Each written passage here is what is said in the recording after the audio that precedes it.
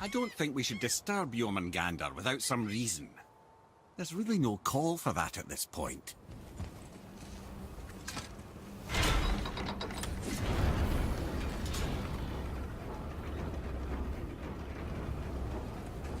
So when we get to the boat, we can either look for that special chisel now, or go exploring for a little while. I'm happy with whatever you want to do.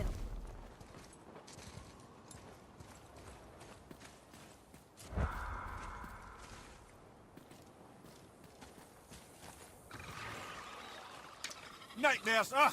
What awful pain! Nightmare!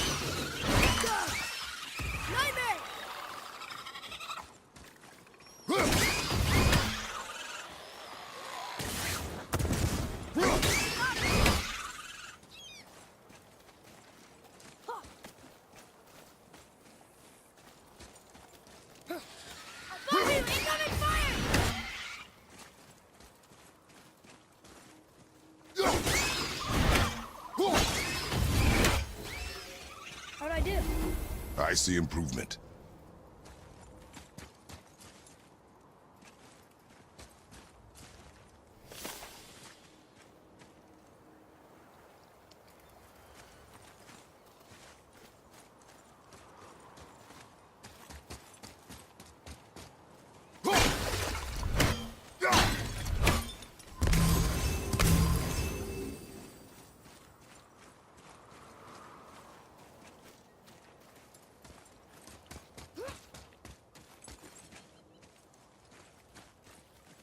Boy.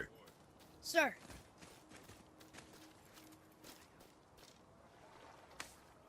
Treasure map. All right.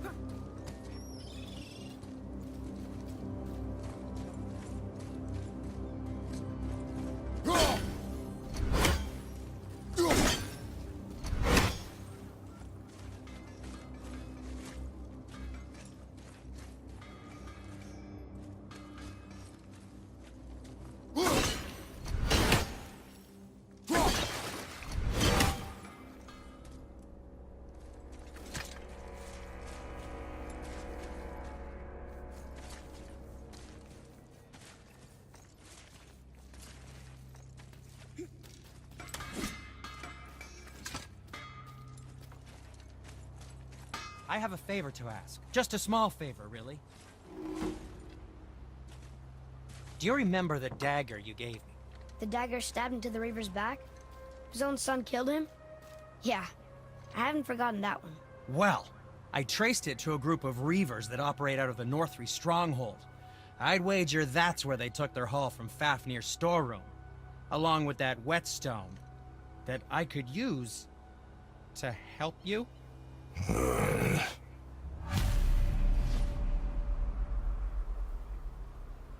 Let's get to it. Another treasure hunt? Pointless. Well, not if How Sindri about really you, can make us better equipment with that whetstone.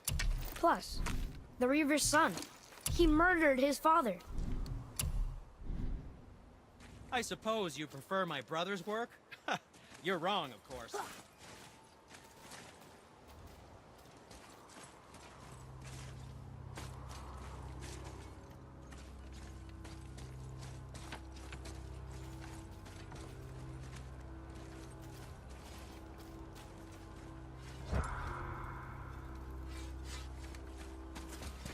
Once you retrieve the whetstone, please take utmost care while handling it. It is a priceless relic, after all.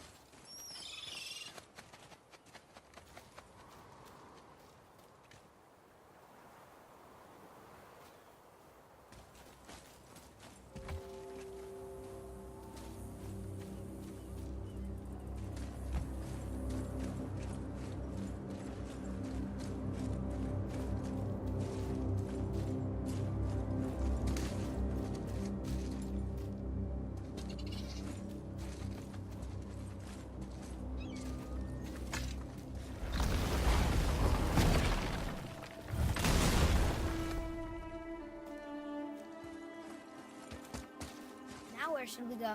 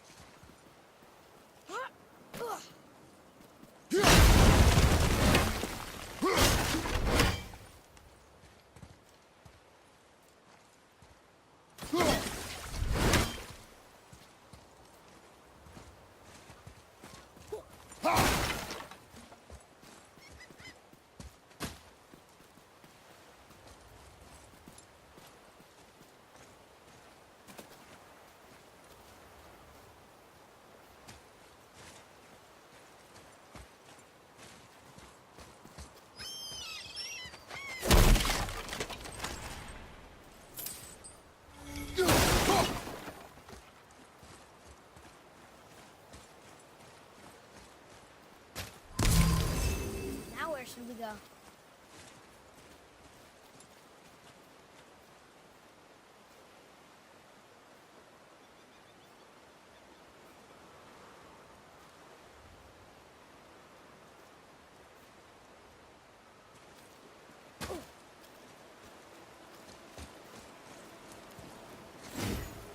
What is this place? Could it be? The Eight Thrones. Stop being coy-head. Do you know this place or not? I'm Mimir, the smartest man alive. I know many things. Well, whatever this place is, it looks important. To who? There is little of value here.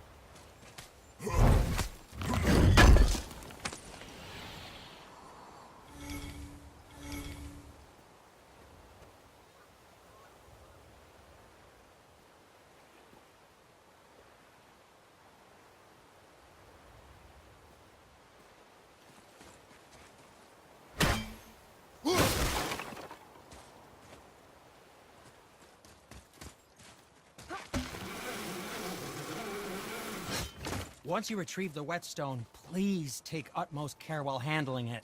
It is a priceless relic, after all. Hey, Sindri. Have you met Mimir? If you mean the severed head that keeps blinking at me, please, keep it away. There is no possible way that's hygienic. Oh, that's nice. Lovely to see you too, Sindri. Knob. Why? Is that a piece of my braided mistletoe arrow adorning your quiver strap? Oh, a little memento of your good pal Sindri? I'm so terribly touched.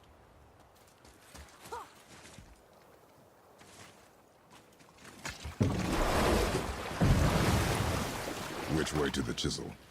Keep rowing towards the statues of the oarsmen, then thread past between them.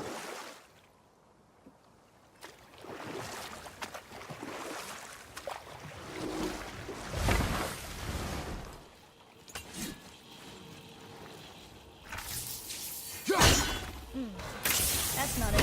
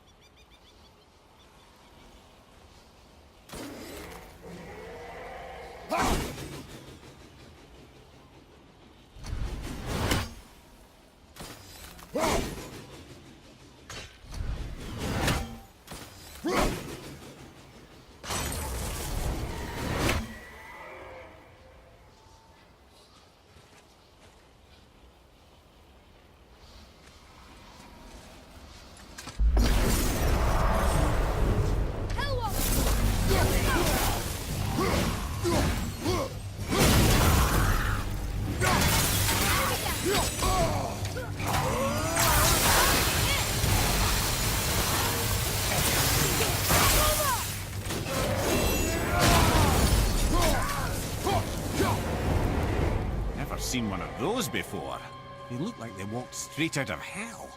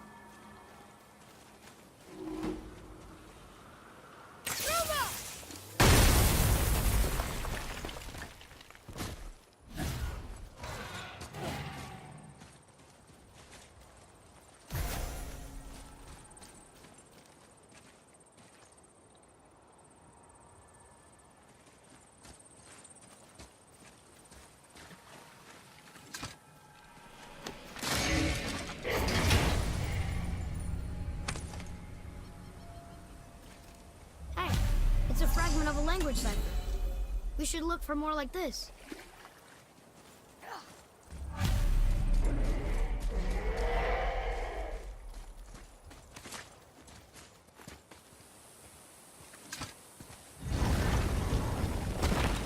Ah, Fafnir. I always wondered what became of him. Wait, Fafnir? Like, Fafnir's storeroom Fafnir? The very one. But Sindri said he was a dwarf. He was. Now he's a dragon. Funny how life works, isn't it? He's chained up. Perhaps we should keep an eye out for binding shrines and free the poor bastard. Aye, lads?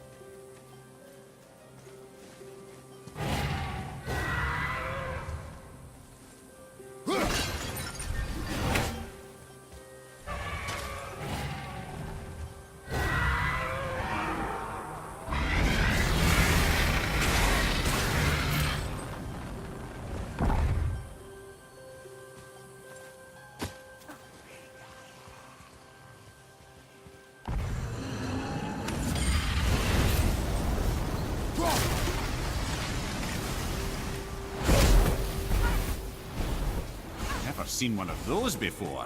They look like they walked straight out of here.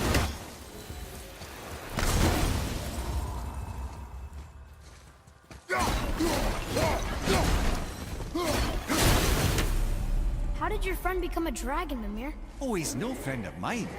This little stroke was a constant source of annoyance amongst Aesir and Vanir alike. Then why free him? Trust the recently liberated, brother. No one deserves to be held captive like this. Even a greedy little dwarf come dragon.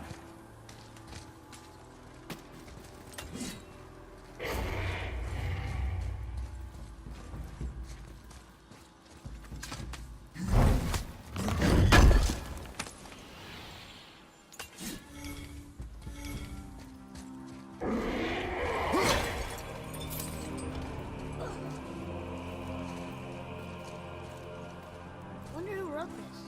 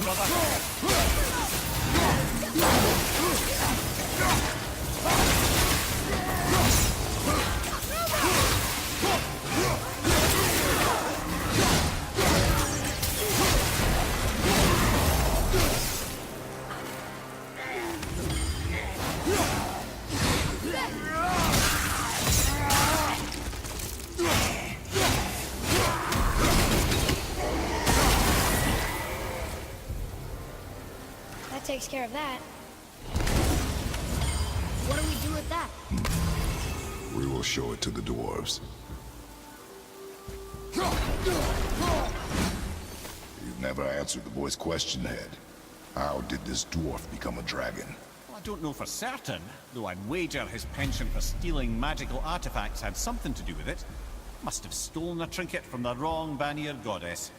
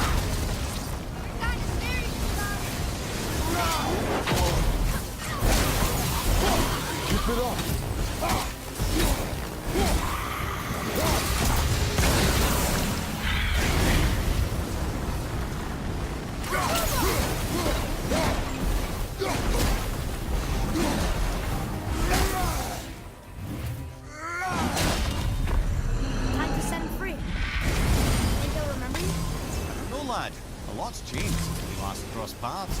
I have legs.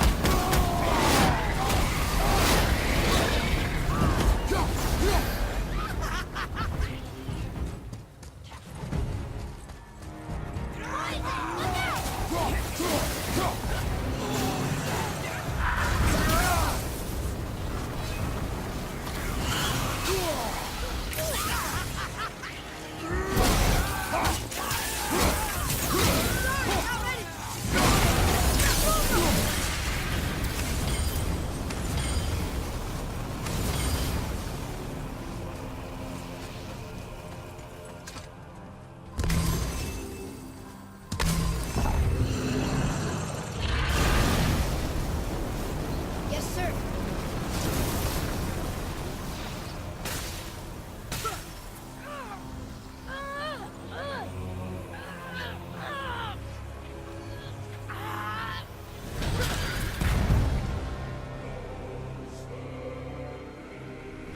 There you go, you wee little bugger.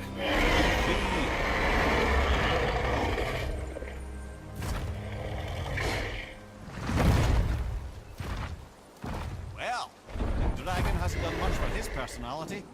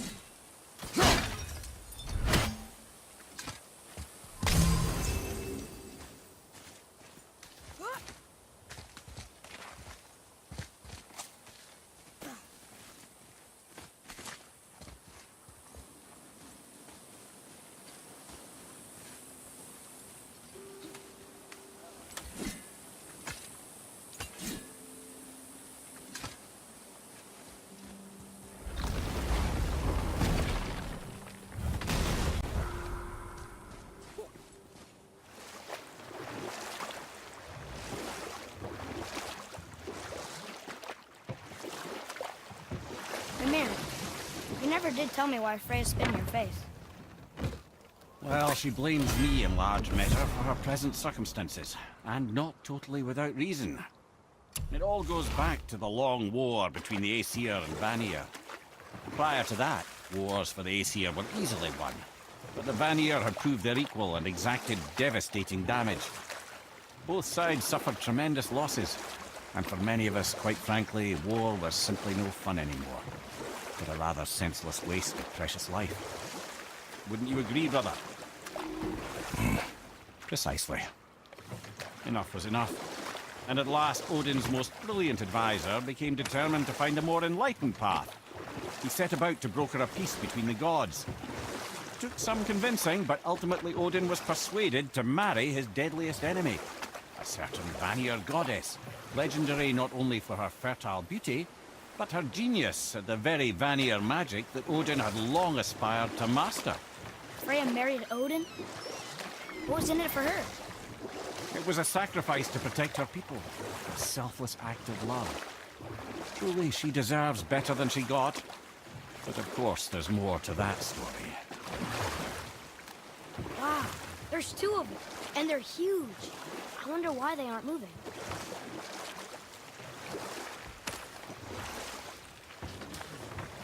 This is where the tower to Jotunheim should be. Feels strange somehow. No doubt some arcane magics were involved. I would be not at all surprised to learn you were sensitive to that. Should we dock on this beach?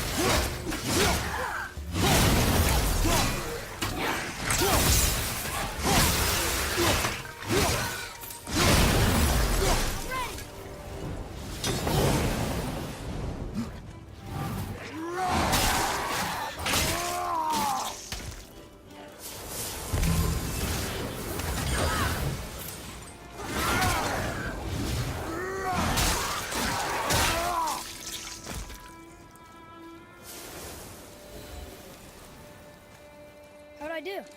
Adequate.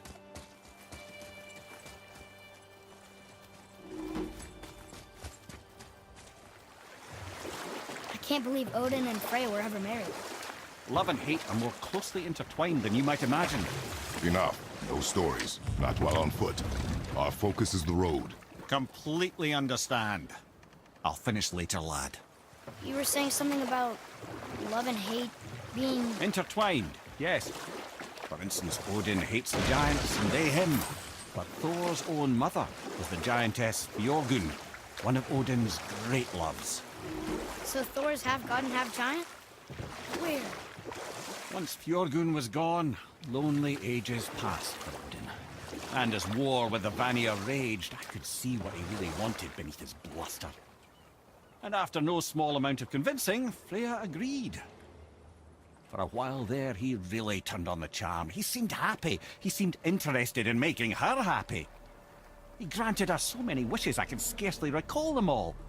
The peace held, and I truly believed all had worked out better than I could have planned.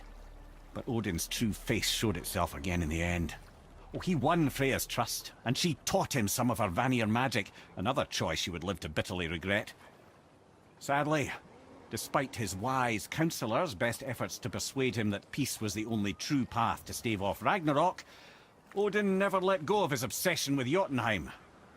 The taste of Vanir magic led him to new forms of experimentation and new levels of depravity.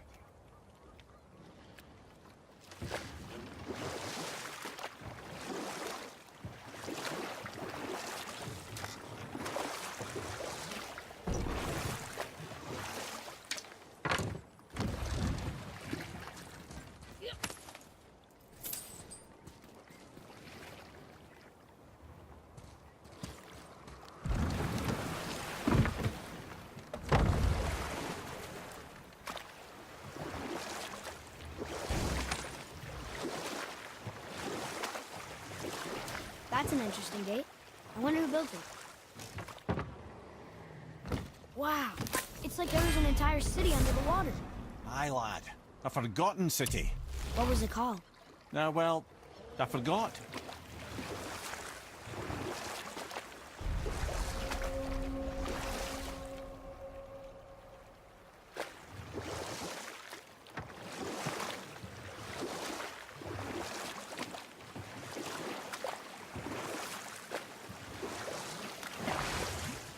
Okay. Obviously the marriage to Odin didn't last. But how did Frey end up a hermit in the woods? Oh, that was a singular piece of cruelty, even for Odin. As if the marriage wasn't punishment enough. Freya was better to him than he deserved.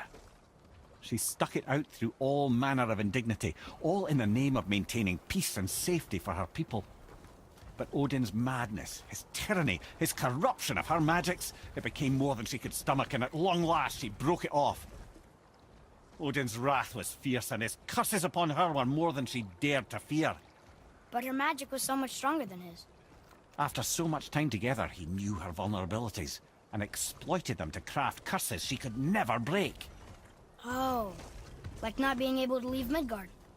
Worse still, he robbed her of her warrior spirit. Freya cannot fight, even to defend herself. No living thing may she harm by blade nor spell. In a world this belligerent, what choice does she have but isolation? Poor Freya. I guess if I was her, I'd spit in your face too. Aye, lad. So would I.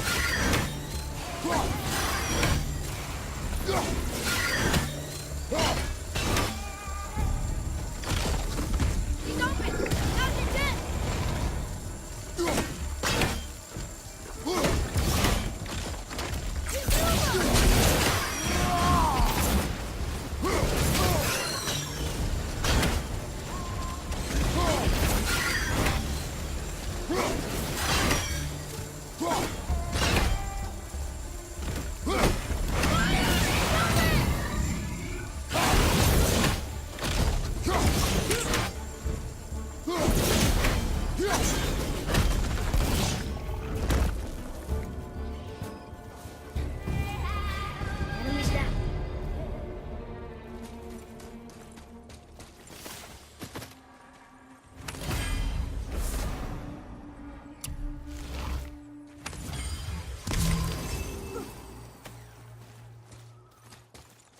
Boy, Yes, sir. It's another treasure map.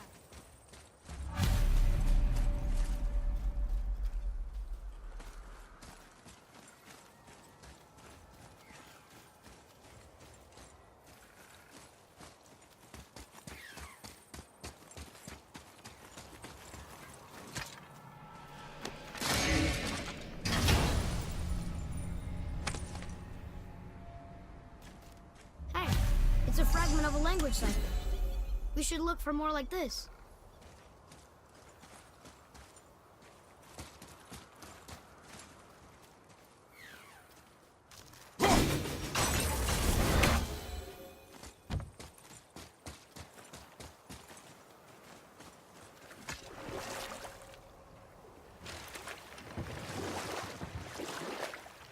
The mirror. There was a shrine about a giant lady with lots of books and visions. Ah, that would be Groa, Knowledge Keeper. She was a gifted sorceress who gathered every tome of arcane wisdom she could find in the realms, all in the hopes of augmenting her powers of prophecy, that she might find her lost husband, Arvandil. But it was not her husband she would glimpse in her visions, for it was Groa, seeing longer and farther than any before or since, who witnessed Ragnarok, the end and the beginning.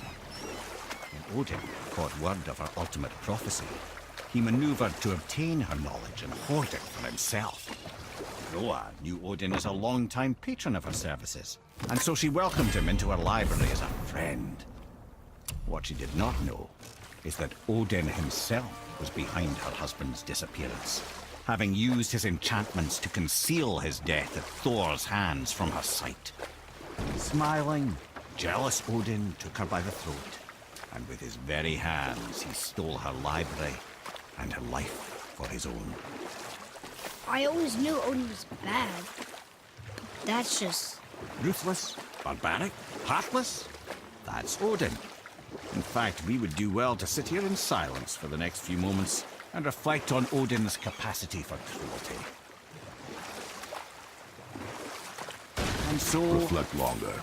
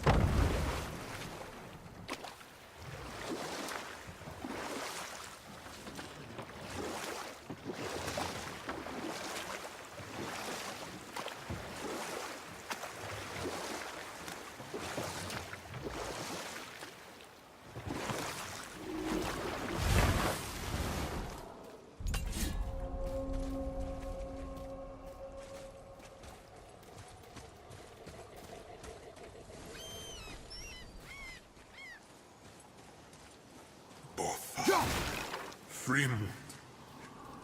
Erik.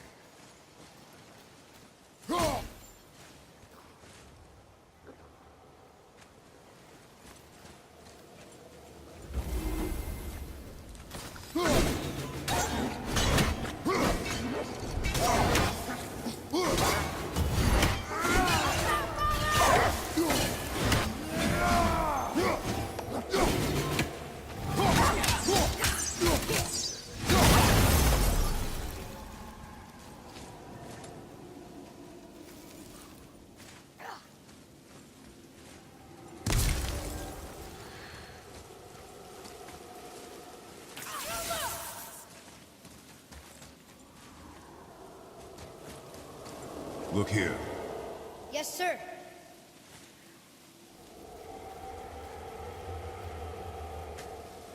Hey, it's another treasure map.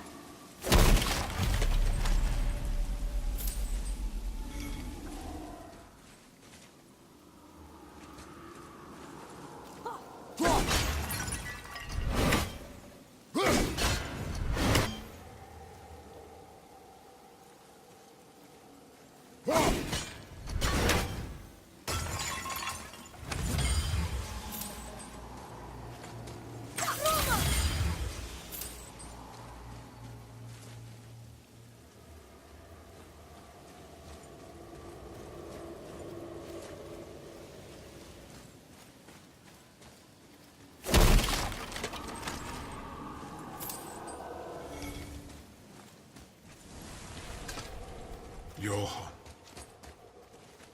Thorvik. Holvik. Solmund.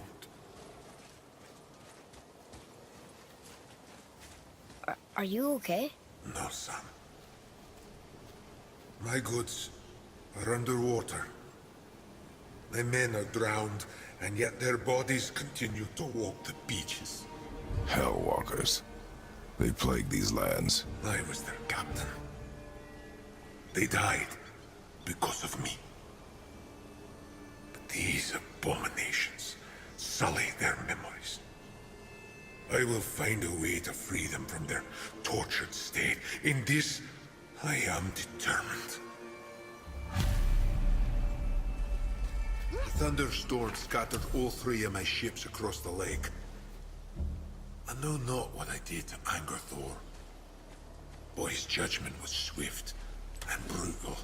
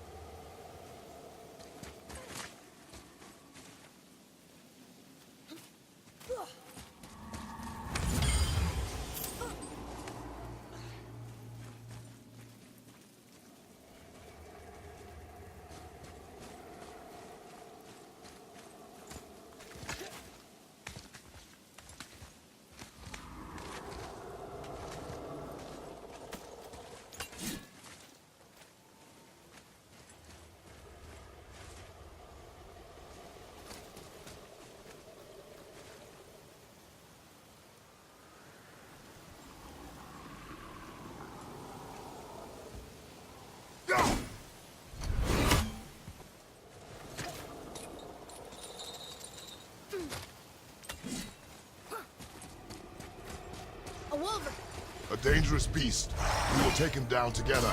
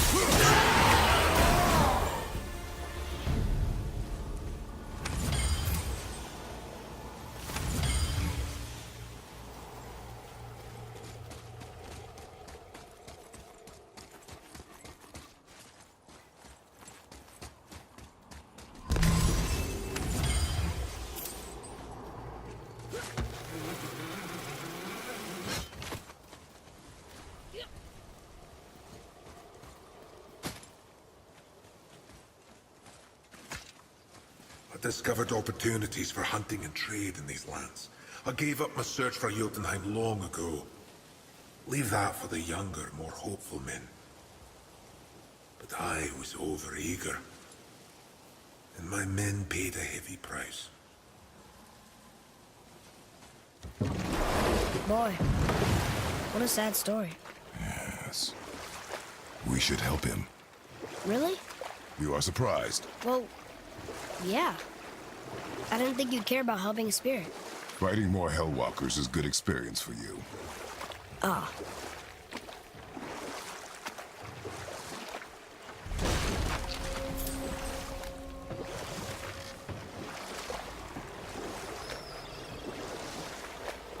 I have a question. If Ymir was the first giant, where did he come from? In the beginning, there was Ginnungagap, the Great Void. There were no realms yet, only primordial forces. There was fire, and there was ice.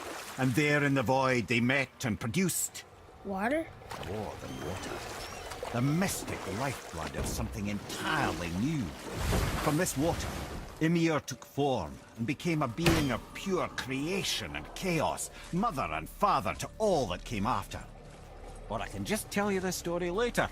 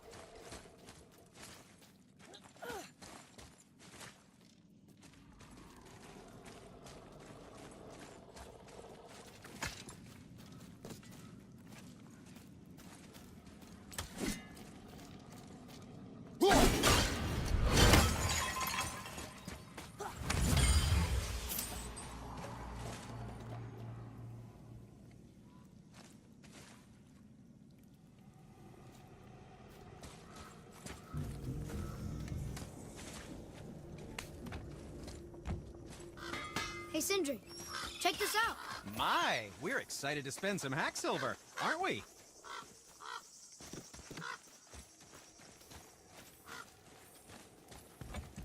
Oh, the travelers. Oh, disgusting. Smelly, covered in God knows how many little beasties, but gorgeous armor. Let's see if I can't make something more sanitary. Yes? What speaks to you? If you're not in a hurry.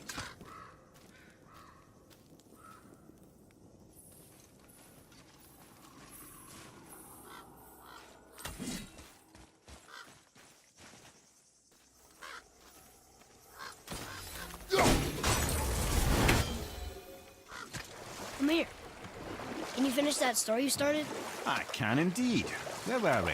Oh, Ymir, the first giant, had emerged from the void, and every form of life began to spring forth from Ymir. Even the Aesir? Every god, man, and beast came first from Ymir's flesh. Though it was the Aesir who thought themselves so superior that they should hold dominion over the rest of creation. It was Odin who took arms against his creator and spilled Ymir's lifeblood with his spear. A necessary evil, he would say, to bring order to the realms. Ymir's torn flesh, Odin would fashion the realm of Midgard for his own.